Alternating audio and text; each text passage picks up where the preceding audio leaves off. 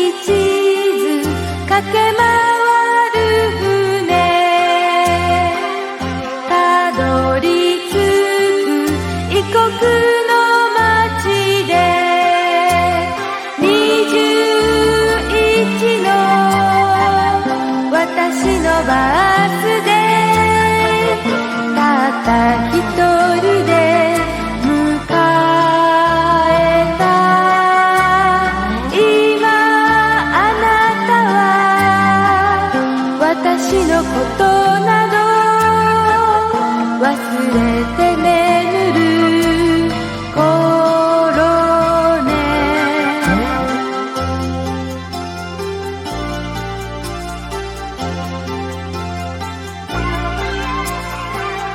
右上がり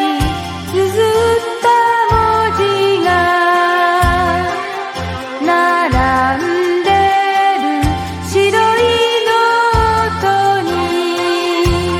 青い空に私のこの文字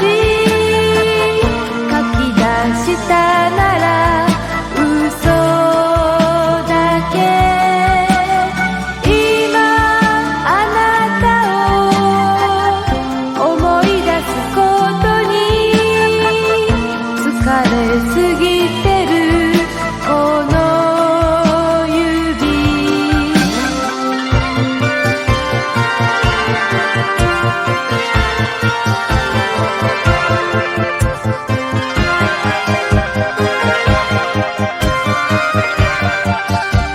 「